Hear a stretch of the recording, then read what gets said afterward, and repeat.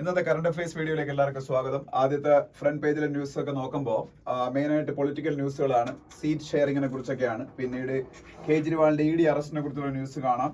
താഴോട്ട് വരുമ്പോൾ Congress accuses BJP of unleashing tax terrorism. എല്ലാം പൊളിറ്റിക്കൽ ന്യൂസുകൾ, അതിൽ ഒന്നും പറയാനില്ല. പിന്നെ ഇങ്ങോട്ട് വരുമ്പോൾ Karnataka blast NIA office ₹20 lakh for leads. കർണാടകത്തിൽ അവിടെ ഒരു കഫേയിൽ ബ്ലാസ്റ്റ് ഉണ്ടായ കാര്യമൊക്കെ നിങ്ങൾക്ക് അറിയാം. അത് സ്വാഭാവികമായിട്ട് ബ്ലാസ്റ്റ് ഒക്കെ നമ്മൾ ടെററിസം ആക്ട് ആയതുകൊണ്ട് അത് അന്വേഷിക്കുന്ന NIA ആയിരിക്കും. ടെററിസം റിലേറ്റഡ് ആയിട്ടുള്ള എന്തുണ്ടെങ്കിലും അത് അന്വേഷിക്കുന്ന NIA ആയിരിക്കും, നാഷണൽ ഇൻവെസ്റ്റിഗേഷൻ ഏജൻസി ആയിരിക്കും.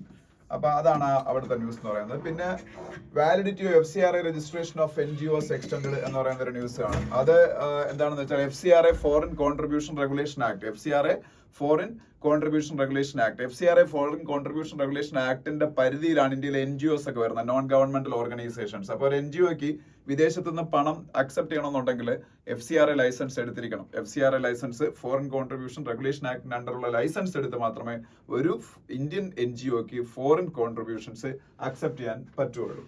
അപ്പോൾ ആ FCRA രജിസ്ട്രേഷൻ കാലാവധി കുറച്ച് എക്സ്റ്റെൻഡ് ചെയ്തുകൊണ്ട് ഇന്നലെ ഹോം മിനിസ്ട്രിയുടെ ഒരു തീരുമാനം വന്നു. അതിനെ കുറിച്ചാണ്.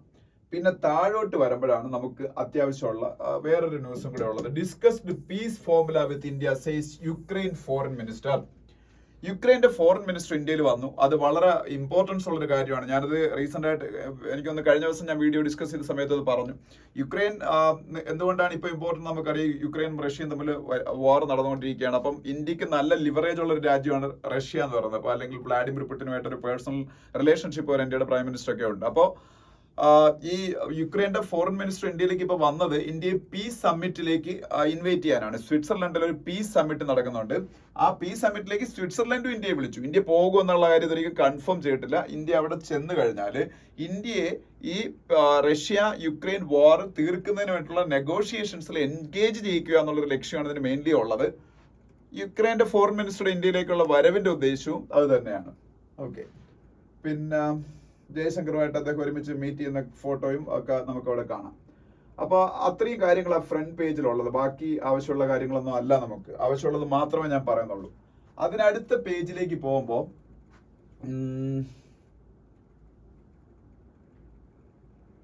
ഇല്ല, അതിനകത്ത് അടുത്ത പേജിലേക്ക് പോകുമ്പോ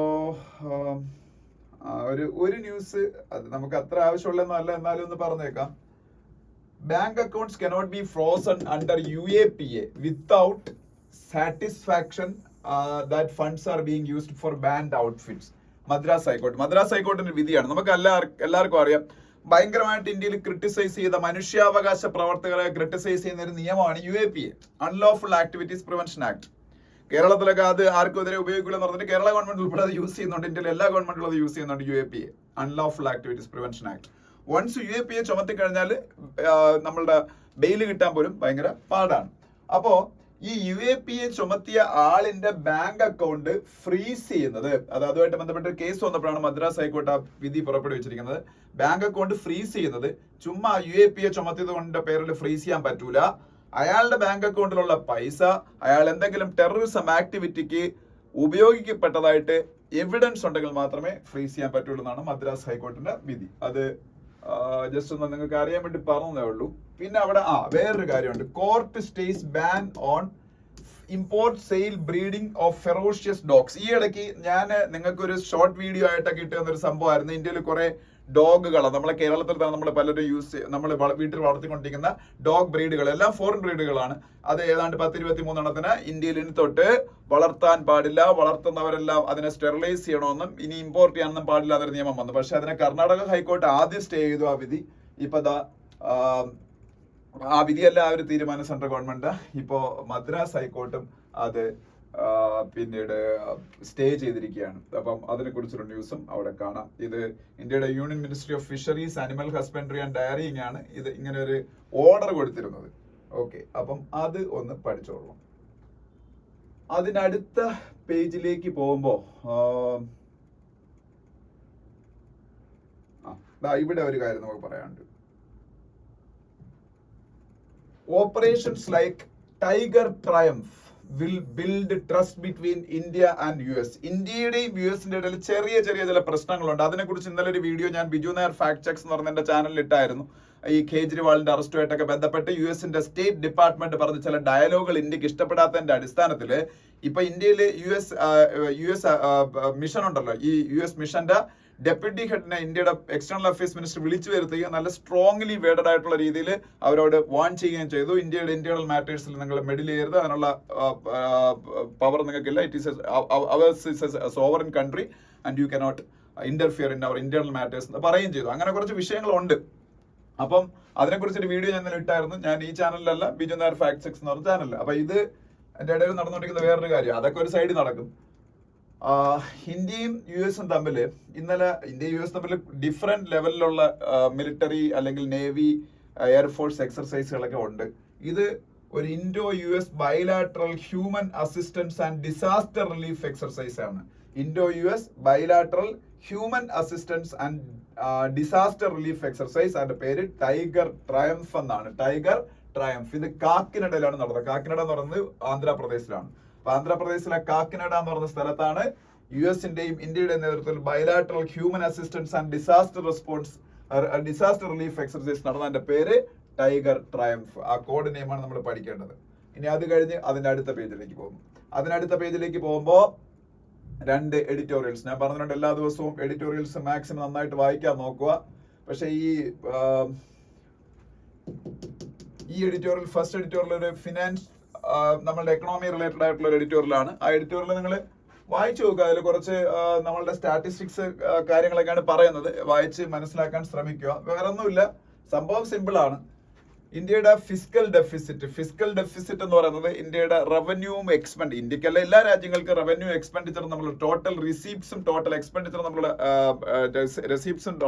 തമ്മിലുള്ള ഡിഫറൻസ് ആണ് ഫിസ്ക്കൽ ഡെഫിസിറ്റ് എന്ന് പറയുന്നത്. ഈ ഫിസ്ക്കൽ ഡെഫിസിറ്റ് ഇന്ത്യയിൽ ഇപ്രാവശ്യം 5.9% ഓഫ് GDP ആയിട്ട് നിലനിർത്തുമെന്നാണ് ഗവൺമെന്റ് ആദ്യം പറഞ്ഞത്. മൊത്തം ഗ്രോസ് ഡൊമസ്റ്റിക് പ്രോഡക്റ്റിന് 5.9%. അത് പിന്നീട് നിർമ്മലാ സീതാരാമൻ ഈയിടയ്ക്കുള്ള ഇന്ത്യൻ ബഡ്ജറ്റിൽ അത് 5.8% ഓഫ് GDP ആയിട്ട് നിലനിർത്തുമെന്ന് പറഞ്ഞു. അപ്പൊ ഇത് ഇങ്ങനെ നിലനിർത്താൻ വേണ്ടി അവർ വളരെ ടൈറ്റ് ആയിട്ടുള്ള ഫിനാൻഷ്യൽ ഡിസിപ്ലിൻ എൻഷുർ ചെയ്തുകൊണ്ടിരിക്കുകയായിരുന്നു കഴിഞ്ഞ കുറച്ച് നാളായിട്ട്. ഇപ്പൊ നമ്മളുടെ ഇന്ത്യയിൽ പ്രൈവറ്റ് ഇൻവെസ്റ്റ്മെന്റ് എന്ന് പറയുന്ന സംഭവം ഉണ്ട് എല്ലാ രാജ്യങ്ങളിലും. അതുപോലെ തന്നെ പബ്ലിക് ഇൻവെസ്റ്റ്മെന്റും ഉണ്ട്. പബ്ലിക് ഇൻവെസ്റ്റ്മെന്റ് എന്ന് പറയുന്നത് ഗവൺമെന്റ് ഇൻഫ്രാസ്ട്രക്ചർ മേഖലയിലൊക്കെ സ്പെൻഡ് ചെയ്യുന്ന ക്യാപെക്സ് എന്ന് പറയും, ക്യാപിറ്റൽ എക്സ്പെൻഡിച്ചർ. അപ്പൊ ഗവൺമെന്റിന്റെ ക്യാപിറ്റൽ എക്സ്പെൻഡിച്ചർ നമ്മളുടെ കോവിഡ് സമയത്തിന് ശേഷം ഭയങ്കരമായിട്ട് കൂട്ടിയായിരുന്നു. അത് ആണ് നമ്മൾ ഈ കാണുന്ന റോഡുകളും മറ്റ് റെയിൽവേ അല്ലെങ്കിൽ നമ്മൾ ഇവിടെ തന്നെ ഒരുപാട് വലിയ റോഡുകളുടെ വികസനമൊക്കെ വരുന്നതൊക്കെ ഈ ക്യാപിറ്റൽ എക്സ്പെൻഡിച്ചർ ഗവൺമെന്റിന്റെ ഭാഗത്തുനിന്ന് ഉണ്ടാവുന്നതാണ്.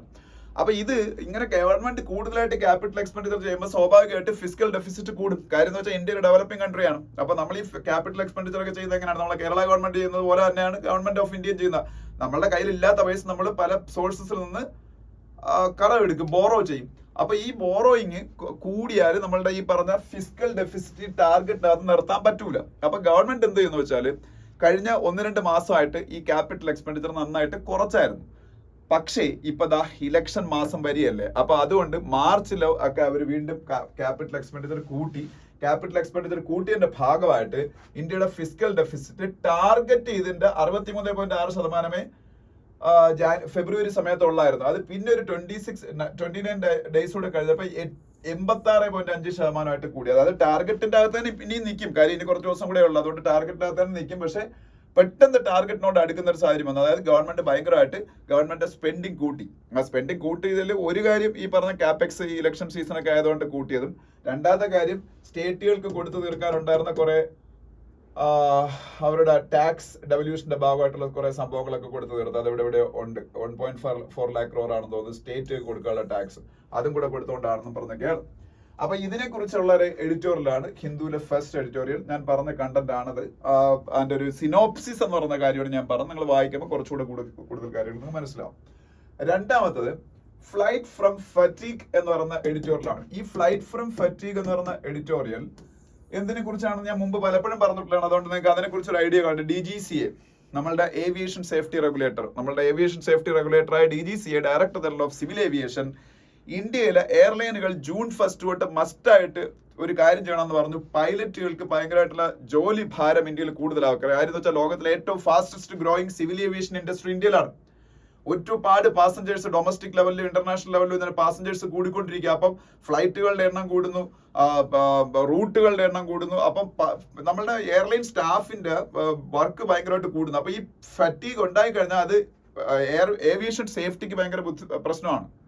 അപ്പം ഇതുകൊണ്ട് ഈ പൈലറ്റുകളുടെ റെസ്റ്റിംഗ് അവേഴ്സ്, പൈലറ്റുകളുടെ ഡ്യൂട്ടി ടൈം, ഇതിനെക്കുറിച്ച് കുറച്ച് സ്ട്രിക്റ്റ് ആയിട്ട് കുറെ നിയമങ്ങൾ ഈ ജൂൺ 1 തൊട്ട് ഫോളോ ചെയ്യണം എന്ന് DGCA പറഞ്ഞു. പക്ഷെ അപ്പോഴേ ഇന്ത്യയിലെ ഡൊമസ്റ്റിക് എയർലൈൻ കമ്പനികളെല്ലാം എതിർത്തു. അതിന് കാരണം അവർ പറയുന്നതെന്ന് വെച്ചാല് ഏതാണ്ട് 15 തൊട്ട് 20% വരെ പൈലറ്റ്സിന്, 15 തൊട്ട് 25% വരെ കൂടുതൽ പൈലറ്റ്സിന് ഒരു 10 മാസം കൊണ്ട് അവർക്ക് പുതുതായിട്ട് ഹയർ ചെയ്യേണ്ടി വരും.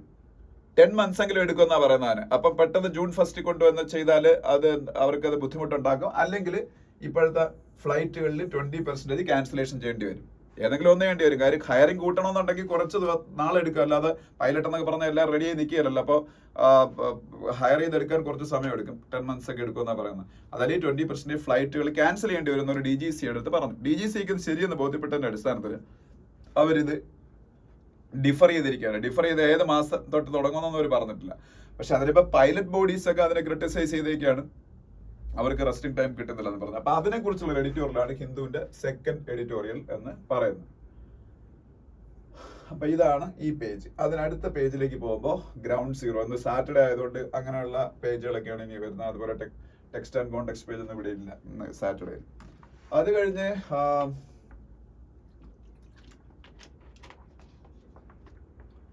ഈ പേജിൽ ബാക്കി കാര്യങ്ങളൊന്നും നമുക്ക് പറയാനുള്ളതല്ല. അതിനടുത്ത പേജിലേക്ക് പോവാം. അതിനടുത്ത പേജിൽ പോകുമ്പോൾ അവിടെയും പൊളിറ്റിക്കൽ കാര്യങ്ങളാണ്.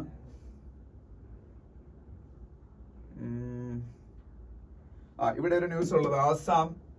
അത് നമുക്ക് എഴുതിയെടുത്ത് പഠിക്കാനുള്ള ന്യൂസ് ഒന്നുമല്ല, ജസ്റ്റ് പറഞ്ഞേ ഉള്ളൂ. ഒരു കൗതുകകരമായിട്ടുള്ള news. Assam district goes pink to encourage women voters. ആസാമിലെ നൽബാരി എന്ന് പറയുന്ന ഡിസ്ട്രിക്റ്റ് ആണ്. നൽബാരി. ഈ നൽബാരി എന്ന് പറയുന്ന ഡിസ്ട്രിക്ട് ആസാമിലെ ഡിസ്ട്രിക്റ്റിന്റെ പ്രത്യേകത, അവിടെ വിമൻ വോട്ടേഴ്സ്, വിമനൊക്കെ ഇഷ്ടംപോലെ ഉണ്ട്. പക്ഷെ വിമൻ വോട്ടേഴ്സിന്റെ പാർട്ടിസിപ്പേഷനൊക്കെ വോട്ടിങ്ങിൽ ഭയങ്കര കുറവാണ്. അപ്പൊ അവിടെയുള്ള ഒരു പ്രത്യേക സാഹചര്യം എന്ന് പറഞ്ഞാൽ അവിടുത്തെ മെയിൻ ഓഫീസേഴ്സ് എല്ലാം വിമൻ ആണ് ഇപ്പം നിലവിൽ. അവിടുത്തെ district commissioner, district election officer, district superintendent of police, അങ്ങനെ ഒരുപാട്. അപ്പൊ അവരെല്ലാം കൂടി ചേർന്ന് ഒരു 100-300 പേരുള്ള ഒരു വോളണ്ടിയർ ഗ്രൂപ്പ്, പിങ്ക് വോളണ്ടിയർ ഗ്രൂപ്പിനെ രൂപീകരിച്ച് ഈ ഇലക്ഷൻ ഫോട്ടോ കാണാൻ, ഇലക്ഷനിൽ വോട്ട് ചെയ്യേണ്ടതിന്റെ ആവശ്യകതയെ കുറിച്ചൊക്കെ സ്ത്രീകളെ കൂടുതൽ ബോധവൽക്കരിക്കാൻ വേണം. അങ്ങനെ ഒരു സാഹചര്യം നടക്കുന്നത് ആസാമിലാണ്. ആസാമിന്റെ നൽബാരി എന്ന് പറഞ്ഞ ഒരു ഡിസ്ട്രിക്റ്റിലാണ്. ജസ്റ്റ് അന്ന് അറിഞ്ഞിരിക്കുമെന്ന് പറഞ്ഞതേ ഉള്ളൂ. ഇനി അടുത്ത പേജിലേക്ക് പോകുമ്പോൾ notify norms to make movies accessible to disabled persons. High court, ഇത് ഡൽഹി ഹൈക്കോർട്ടിന്റെ ഒരു ഇതാണ്. മൂവീസ്, അതായത് മൂവി തിയേറ്റേഴ്സും എല്ലാം ആക്സസിബിൾ ആക്കണം ഡിസേബിൾഡ് പേഴ്സൺസ്. അതിനു വേണ്ടിയിട്ടുള്ള നോംസ് കൊണ്ടുവരണമെന്ന് ഡൽഹി ഹൈക്കോർട്ട് പറഞ്ഞേക്കുന്നു. ഇത് ആ ന്യൂസിലേക്ക് പോവാതെ നമുക്ക് വേറൊരു കാര്യം അതിൽ പറയാനുള്ളത് എന്താണെന്ന് വെച്ചാൽ, ഇന്ത്യയിൽ ഗവൺമെന്റ് ഓഫ് ഇന്ത്യ കൊണ്ടുവന്നൊരു സ്കീമുണ്ട്. എങ്ങും അത് വളരെ സ്ട്രിക്റ്റ് ആയിട്ട് ഇതുവരെയും ഇംപ്ലിമെന്റ് ചെയ്യാത്തത് കൊണ്ട് അത്ര സക്സസ്ഫുൾ ആവാത്ത ഒരു സ്കീം. ആ സ്കീമിന്റെ പേര് ആക്സസിബിൾ ഇന്ത്യ എന്നാണ്. ആക്സസിബിൾ ഇന്ത്യ എന്നാണ് ആ സ്കീമിന്റെ പേര്.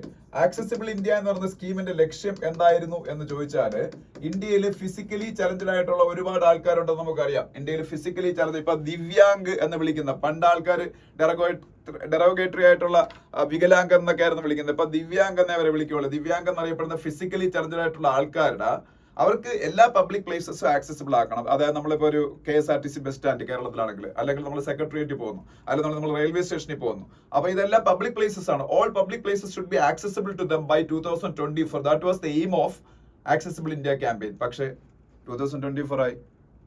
നിങ്ങൾ അങ്ങനെ എല്ലായിടത്തും, പക്ഷേ റെയിൽവേ സ്റ്റേഷനിൽ കുറെ മാറി. ഇപ്പൊ എസ്കലേറ്റേഴ്സ് ഒക്കെ ഉള്ളത് കൊണ്ട് അവർക്ക് കുറെയൊക്കെ ആക്സസിബിൾ ആണ്.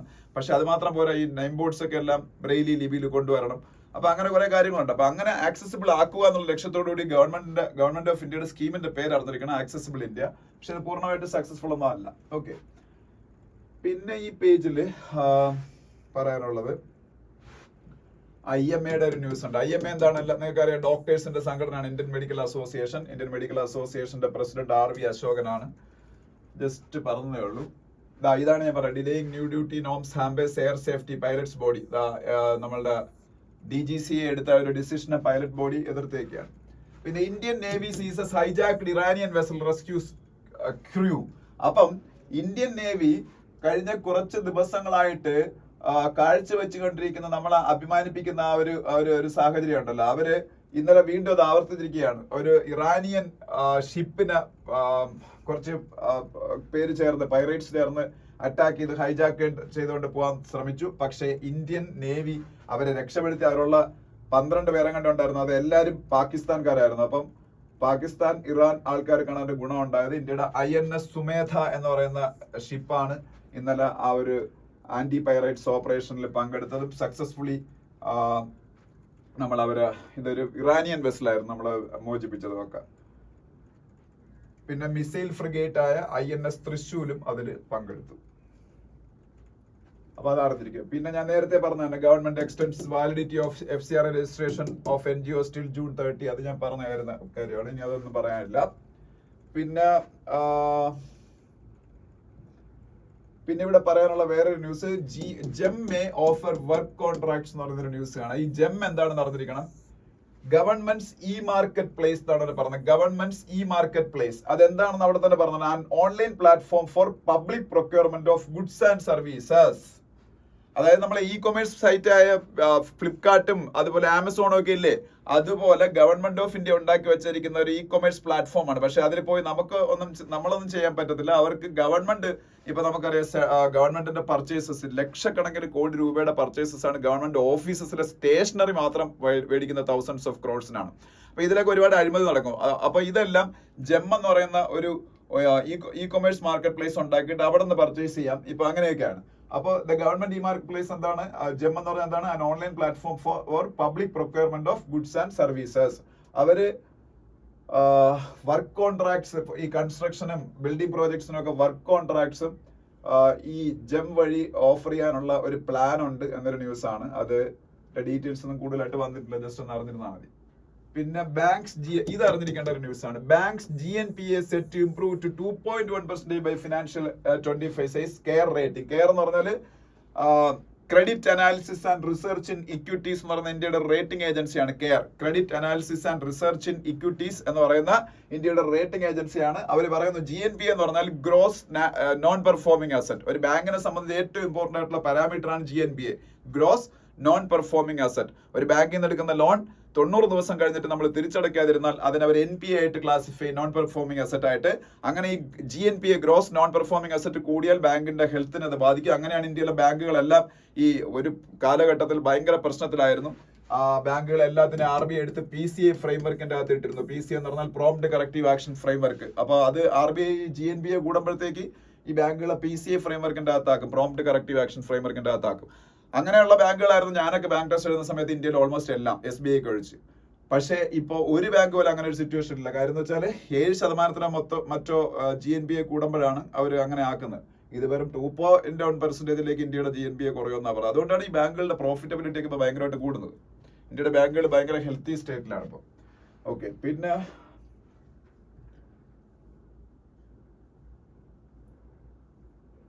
അപ്പൊ അത്രയാണ് ആ പേജിലുള്ളത്. അതിനടുത്ത പേജ് പോകുമ്പോ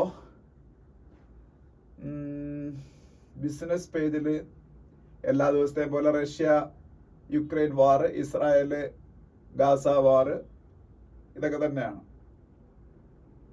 അവിടെ അല്ലാതെ പ്രത്യേകിച്ചൊന്നും പറയാനില്ല. ഇസ്രായേലിന്റെ പ്രൈം മിനിസ്റ്റർ ബെഞ്ചമിൻ നെതന്യാഹു ഗാസയിൽ സീസ് ഫയർ ഉണ്ടാക്കാൻ വേണ്ടിയിട്ടുള്ള ടോക്സിന് സംബന്ധിച്ച് ഇത്രയും കാലത്തെ ടോക്കിന് പോലും റെഡി അല്ലായിരുന്നു. അത് ആണ് അവിടെ ഒരു ന്യൂസ് ആയിട്ടുള്ളത്. പിന്നെ സ്പോർട്സ് പേജ് പോകുമ്പോൾ ഇത് വീക്കെൻഡ് സ്പോർട്സ് ആണ്, ഇത് നമുക്ക് ആവശ്യമില്ല. സ്പോർട്സ് പേജിൽ എല്ലാം IPL മറ്റു കാര്യങ്ങളൊക്കെയാണ്. അതിന്റെ അടുത്ത പേജ് പോകുമ്പോൾ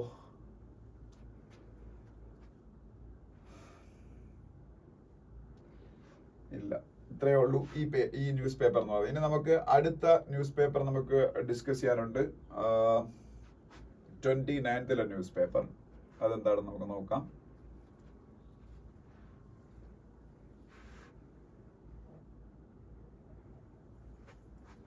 29th ന്യൂസ് പേപ്പർ എടുക്കുമ്പോൾ ആദ്യം കാണുന്ന ന്യൂസ് എന്ന് പറയുന്നത് കോർ സെക്ടർ ഔട്ട്പുട്ടിനെ കുറിച്ചാണ്. Core sector output growth spurts to 6.7% in February.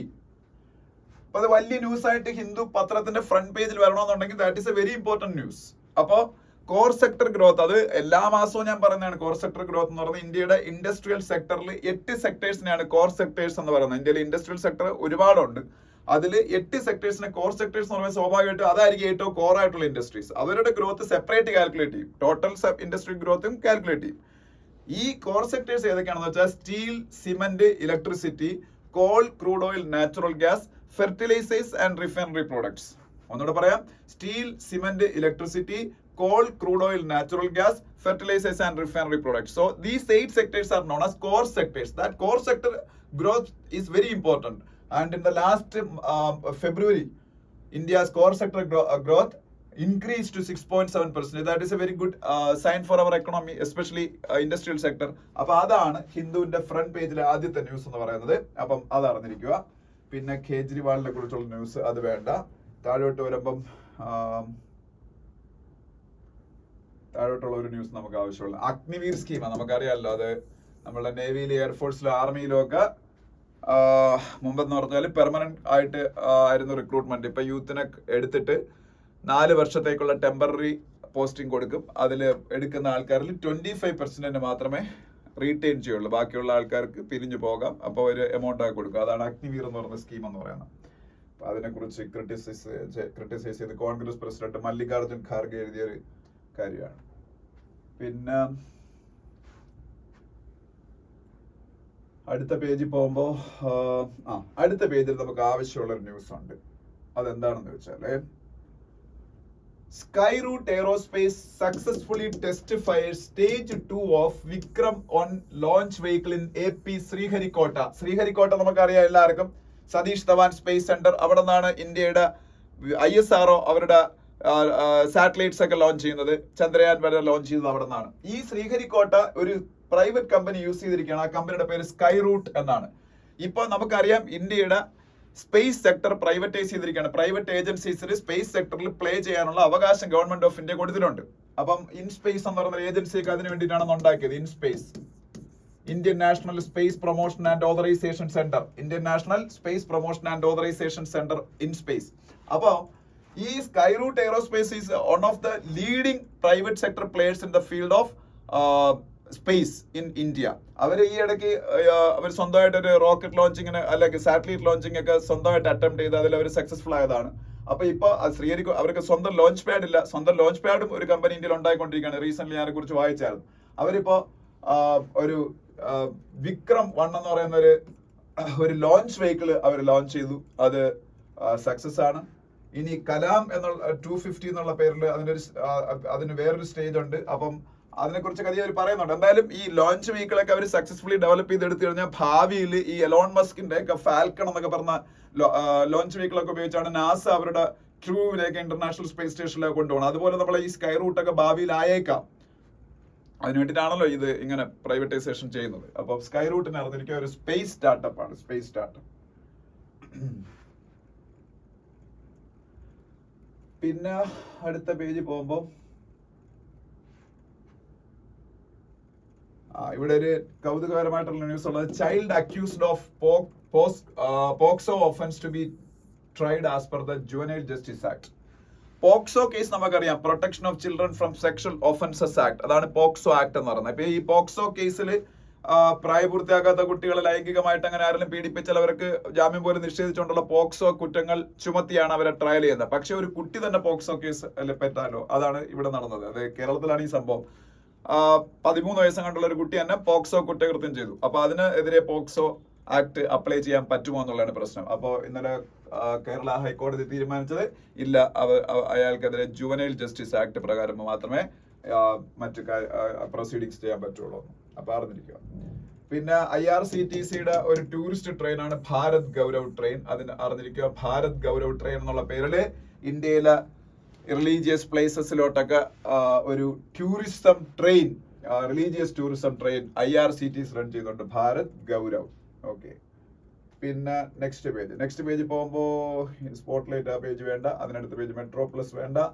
അതിനടുത്ത page editorial page.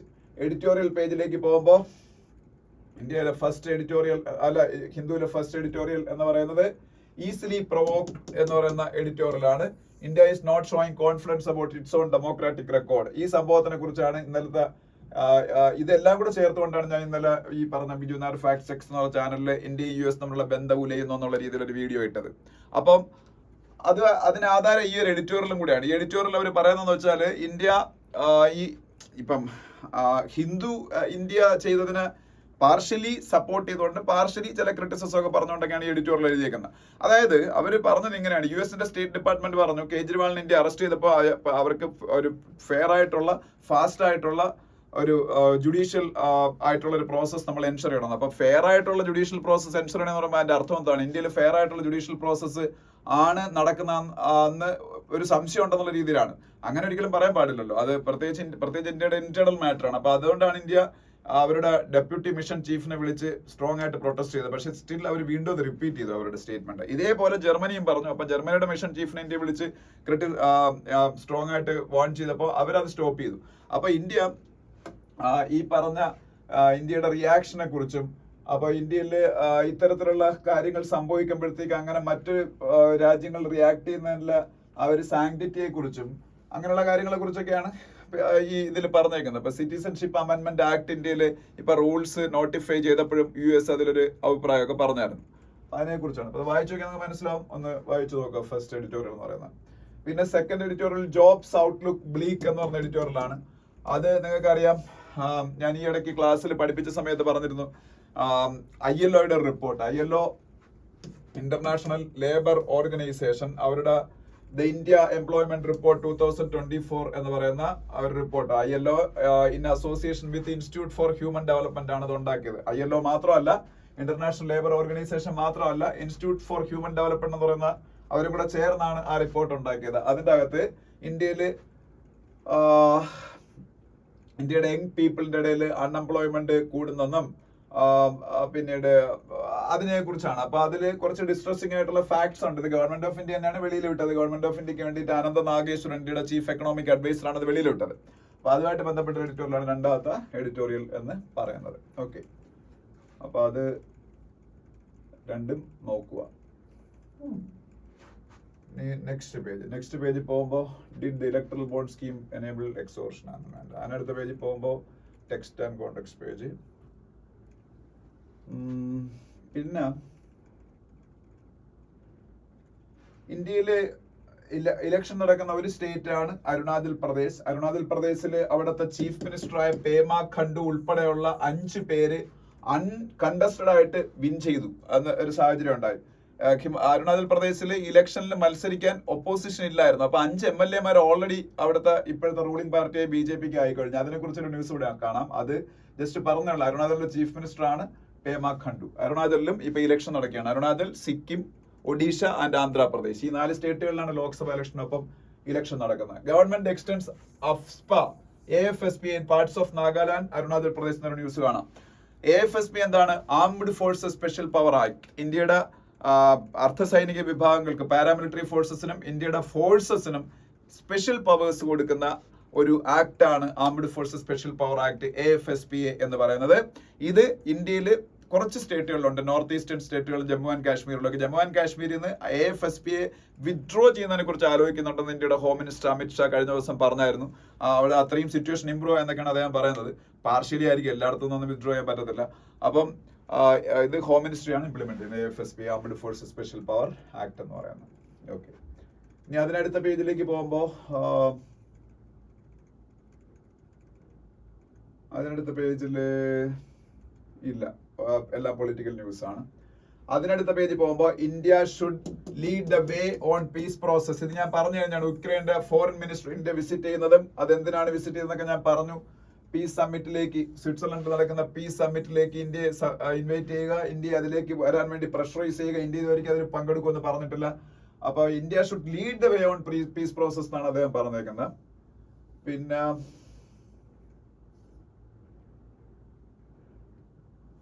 ഇത് ഞാൻ കഴിഞ്ഞ രണ്ട് ദിവസം മുമ്പ് ഷോർട്ട് വീഡിയോ ആക്കിയ ഒരു ന്യൂസ് ആണ്. House hold across the world waste 1 billion meals A day says UN report. ഒരു ദിവസം 1 ബില്യൺ, അതായത് 100 കോടി മീൽസ് നമ്മൾ പാഴായി കളയുന്നുണ്ട്.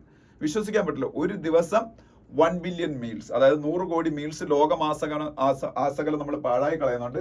അതായത് ലോകത്ത് മൊത്തം പ്രൊഡ്യൂസ് ചെയ്യുന്ന ഫുഡിന്റെ 19% നമ്മൾ വേസ്റ്റ് ആക്കിയാണെന്നാണ് പറയുന്നത്, 19%.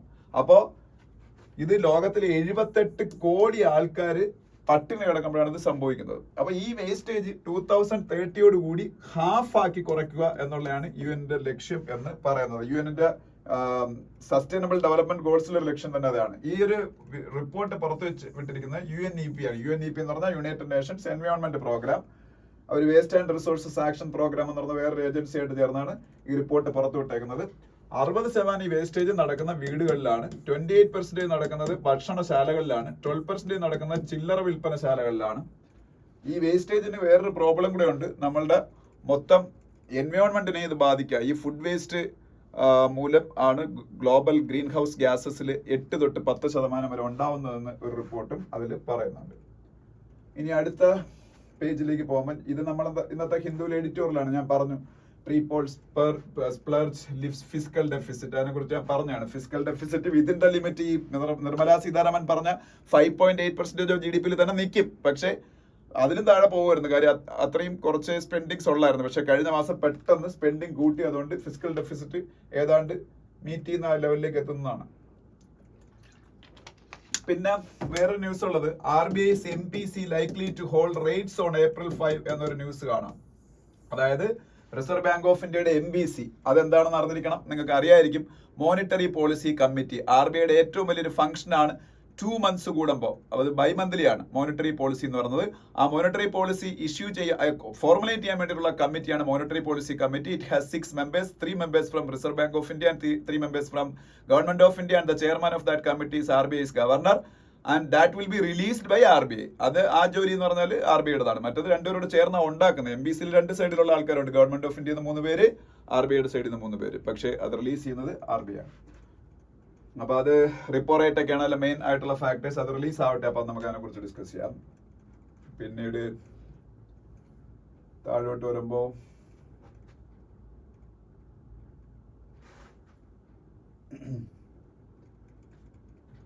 മറ്റു ന്യൂസുകൾ നമുക്ക് പറയാനുള്ളതല്ല. അതിനടുത്ത പേജിൽ പോകുമ്പോൾ Philippines leader wants of counter measures as China steps up aggression in sea. നമുക്കറിയാം, സൗത്ത് ചൈന സീയിൽ ഏറ്റവും വലിയ പ്രോബ്ലം ചൈനയും ഫിലിപ്പൈൻസും തമ്മിലാണ്. അവര് ഈ ഇടയ്ക്ക് വാട്ടർ കനോൺസ് പ്രയോഗിച്ചായിരുന്നു ചൈനീസ് നേവി ഫിലിപ്പൈൻസിന് എഗൻസ്റ്റ് ആയിട്ട്. ഈ വലിയ പ്രശ്നങ്ങൾ അവിടെ ഉണ്ടാക്കുകയാണെന്നുണ്ടെങ്കിൽ തിരിച്ച് ഫിലിപ്പൈൻസിന് കൗണ്ടർ മെഷേഴ്സ് എടുക്കേണ്ടി വരുന്നു. ഫിലിപ്പൈൻസിന്റെ പ്രസിഡന്റ് പറഞ്ഞിരിക്കുന്നു, ഫെർഡിനാൻഡ് മാർക്കോസ് ജൂനിയർ. അപ്പം ആ ന്യൂസും അവിടെ കാണാം. ICJ says Israel must encourage urgent humanitarian assistance in Gaza. ICJ എന്താണെന്ന് അറിയാലോ, ഇന്റർനാഷണൽ കോർട്ട് ഓഫ് ജസ്റ്റിസ്. UN-ന് 2 കോർട്ടുകളാണ് ഉള്ളത്. ഒന്ന് ICJ ഇന്റർനാഷണൽ കോർട്ട് ഓഫ് ജസ്റ്റിസും വേറൊന്ന് ICC ഇന്റർനാഷണൽ ക്രിമിനൽ കോർട്ടും. ഇത് ഈ 2 കോർട്ടുകളും കൂടെ ചേർത്ത് ഹേഗിലാണ്. ഹേഗ് എന്ന് പറയുന്നത് നെതർലാൻഡ്സിലാണ്. നെതർലാൻഡ്സിലെ ഹേഗിലാണ് ഈ കോർട്ടുകൾ ഉള്ളത്. അതിനടുത്ത പേജ് സ്പോർട്സ് പേജിൽ ഒന്നുമില്ല, IPL. അതിനടുത്ത page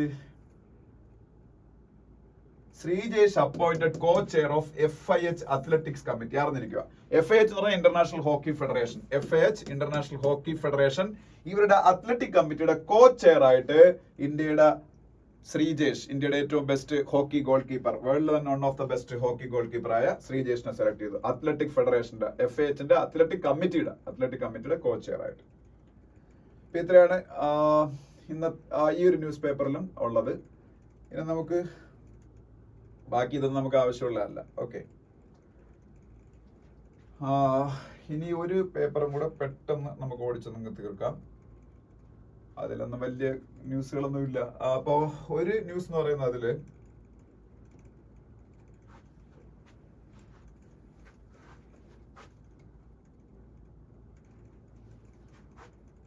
Priest can give CAA eligibility certificate, says government helpline. ഈ CAA നമുക്കറിയാം, സിറ്റിസൺഷിപ്പ് അമെന്റ്മെന്റ് ആക്ട്. അത് അതിന്റെ ബെനിഫിറ്റ്സ് കിട്ടണമെന്നുണ്ടെങ്കിൽ ഓൺലൈൻ വഴി അപ്ലൈ ചെയ്യണം, കുറെ ഡോക്യുമെന്റ്സ് ഒക്കെ അപ്ലോഡ് ചെയ്യണം. ചിലപ്പോൾ അതിൽ ഈ മുസ്ലിംസ് ഒഴിച്ച് 6 മതക്കാർക്ക് എന്നല്ലേ പറഞ്ഞേക്കുന്നത്. അപ്പൊ ഈ മതം സർട്ടിഫൈ ചെയ്യണ്ടേ? ഇപ്പൊ ബംഗ്ലാദേശിൽ നിന്ന് വന്ന ഹിന്ദു ആണെന്ന് അറിയണ്ടേ? സർട്ടിഫൈ ചെയ്യണ്ടേ? അത് ആർക്ക് സർട്ടിഫൈ ചെയ്യാന്നുള്ളൊരു പ്രശ്നം ഉണ്ടായിരുന്നു. ഇപ്പൊ ഹോം മിനിസ്റ്റർ പറഞ്ഞിരിക്കുന്ന കുഴപ്പമില്ല, ലോക്കൽ പ്രീസ്റ്റിന് സർട്ടിഫൈ ചെയ്യാം. അവിടുത്തെ ലോക്കൽ പ്രീസ്റ്റിന് അയാൾ ഹിന്ദു ആണെങ്കിൽ ഹിന്ദു ആണെന്ന് സർട്ടിഫൈ ചെയ്യാം. അതുപോലെ ക്രിസ്ത്യൻ ആണെങ്കിൽ അവിടുത്തെ പള്ളിയുടെ വികാരിക്കോ ആർക്കെങ്കിലും ഒക്കെ പറ്റുമായിരിക്കും. അങ്ങനെയാണ് ഇപ്പൊ ഒരു ക്ലാരിഫിക്കേഷൻ വന്നേക്കുന്നത് അതുമായിട്ട് ബന്ധപ്പെട്ട്. പിന്നെ ഞാൻ ഇതാ പറഞ്ഞത്, India strongly objects to US comments on arrest of Delhi CM. Delhi CMന്റെ അറസ്റ്റിനെ കുറിച്ച് US പറഞ്ഞ സ്റ്റേറ്റ്മെന്റ് ഇന്ത്യ വളരെ സ്ട്രോങ് ആയിട്ട് ഒപ്പോസ് ചെയ്തേക്കാണ്. ബാക്കി ഈ ന്യൂസ് ഫ്രണ്ട് പേജിലെ ന്യൂസുകളൊന്നും നമുക്ക് ആവശ്യമുള്ളതല്ല. അതിനകത്തെ പേജിലേക്ക് പോകുമ്പോ അകത്തെ പേജിൽ ആവശ്യമുള്ള ന്യൂസുകൾ ആ പേജിലില്ല. അതിനടുത്ത പേജിൽ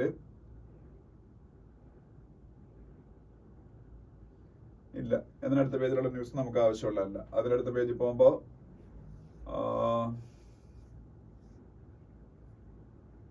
ഇതെല്ലാം ലോക്കൽ ന്യൂസുകളാണ്. ഈ പറഞ്ഞ ന്യൂസുകളൊന്നും നമുക്ക് ആവശ്യമുള്ളതല്ല.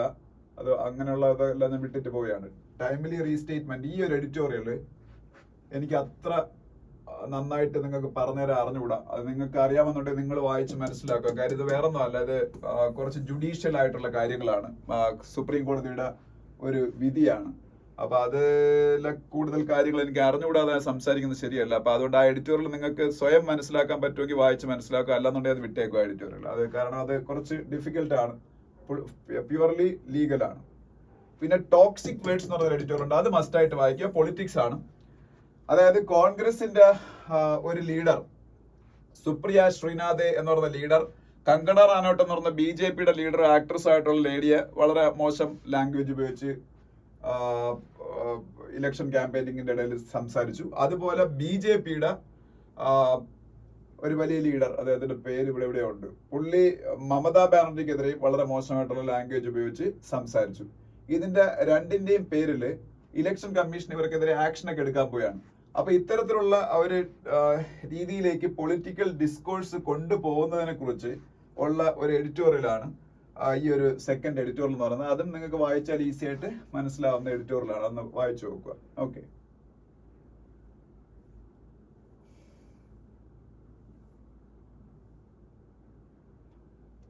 പിന്നെ അതിനടുത്ത page preventing China Taiwan conflict എന്ന് പറഞ്ഞൊരു ആർട്ടിക്കിൾ കാണാം. നിങ്ങൾക്ക് താല്പര്യം വായിച്ചു നോക്കാം, നല്ലൊരു ആർട്ടിക്കിളാണ്. ചൈനയും തൈവാനും തമ്മിൽ ഒരു യുദ്ധം ഉണ്ടാവാൻ സാധ്യത ഉണ്ട്. അത് ഒഴിവാക്കാൻ ഇന്ത്യക്ക് എന്തൊക്കെ ചെയ്യാൻ പറ്റുന്നുള്ളതാണ്. തൈവാനും ചൈനയും തമ്മിൽ ഒരു യുദ്ധം ഉണ്ടായാൽ തന്നെ ഇന്ത്യയെ അത് ബാധിക്കും. കാര്യം ഇന്ത്യയുടെ ചിപ്പ് മാനുഫാക്ചറിങ് യൂണിറ്റുകളെല്ലാം തൈവാൻ കമ്പനികളാണ് മിക്കവാറും സെറ്റ് ചെയ്യുന്നത്. അല്ലെങ്കിൽ അവരുമായിട്ട് എന്തെങ്കിലും കോഓപ്പറേഷൻ ഉണ്ട്. 2024 ജാനുവരിയും ഫെബ്രുവരിയും ഹിസ്റ്ററിയിലെ ഏറ്റവും ചൂട് കൂടിയ ജാനുവരി ഫെബ്രുവരി ആണെന്ന. 2023 ആയിരുന്നു ഹിസ്റ്ററിയിലെ ഏറ്റവും ഹോട്ടസ്റ്റ് ഇയർ. അപ്പൊ അതിന് 2024 ആ റെക്കോർഡ് ബ്രേക്ക് ചെയ്ത് ഹോട്ടസ്റ്റ് ഇയർ ആയി മാറുമെന്ന് ഓൾറെഡി ഇൻഡിക്കേഷൻസ് കിട്ടി കഴിഞ്ഞു. കാര്യം ജാനുവരി ഫെബ്രുവരി ചരിത്രത്തിലെ ഏറ്റവും ചൂട് കൂടിയ ജാനുവരി ഫെബ്രുവരി ആയിരുന്നു. അപ്പൊ അതിനെ കുറിച്ചൊരു ന്യൂസും കാണാം. പിന്നെ fresh ED summons to Moitra Khirandani in FEMA case. FEMA എന്താണ്? Foreign exchange management act. Foreign exchange management act എന്ന് പറഞ്ഞാൽ വിദേശ നാണയ വിനിമയ ചട്ടം, ഫോറിൻ എക്സ്ചേഞ്ച് മാനേജ്മെന്റ് ആക്ട്. അതുപോലെ AFSP എന്താണ്? Armed forces special power act. ഞാൻ പറഞ്ഞല്ലോ, ജമ്മു ആൻഡ് കാശ്മീരിൽ നിന്ന് അത് വിത്ഡ്രോ ചെയ്യും എന്ന് ഇപ്പോ പറഞ്ഞിരിക്കുന്നു അമിത്ഷാ. അതുപോലെ MGNREG സ്കീമിന്റെ വേജസ് ഒക്കെ ഗവൺമെന്റ് ഓഫ് ഇന്ത്യ റിവൈസ് ചെയ്തുകൊണ്ട് ഒരു ഉത്തരവ് ഇറക്കിയിരിക്കുന്നു. അതിനെ കുറിച്ചൊക്കെ ഒരു ന്യൂസ് കാണാം. ഇന്ത്യയിൽ ഏറ്റവും കൂടുതൽ MGNREG തൊഴിലുറപ്പ് പദ്ധതിയിൽ വേജ് കൊടുക്കുന്ന സ്റ്റേറ്റ് എന്ന് പറഞ്ഞാൽ ഹരിയാനയാണ്. ഹരിയാനയിൽ 374 രൂപയാണ് കൊടുക്കുന്നത്. ഹരിയാനയിലാണ് ഏറ്റവും കൂടുതൽ വേജ് പെർ ഡേ ഈ തൊഴിലുറപ്പ് പദ്ധതിക്ക് കിട്ടുന്നത്.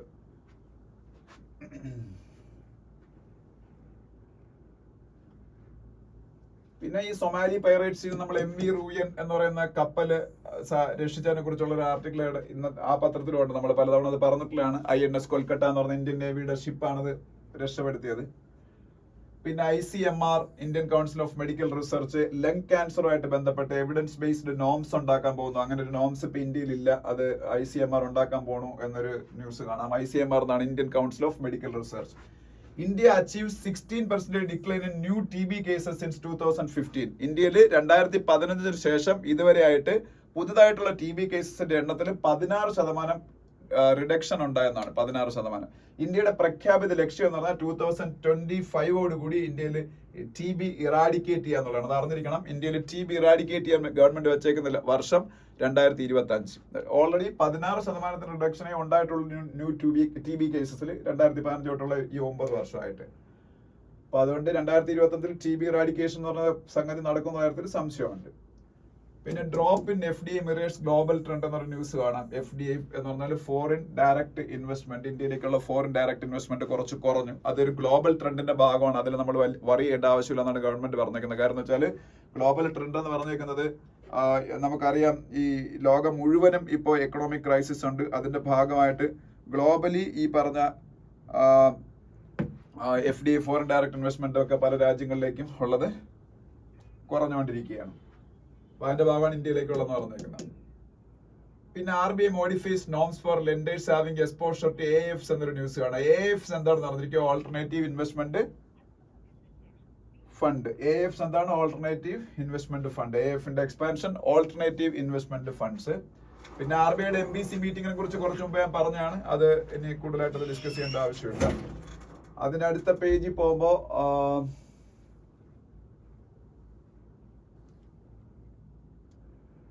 അതിനടുത്ത പേജിൽ വലിയ കാര്യങ്ങൾ നമുക്ക് പറയാനില്ല.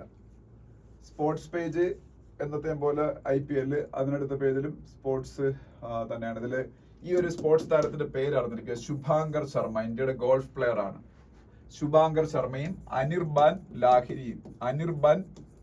ലാഹിരി ഇവർ രണ്ടുപേരും ഇന്ത്യയുടെ പ്രധാനപ്പെട്ട 2 പുരുഷ ഗോൾഫ് താരങ്ങളാണ്. അനിർബാൻ ANIRBAN എന്നാണ്. അനിർബാൻ ലാഹിരി, ശുഭാങ്കർ ശർമ്മ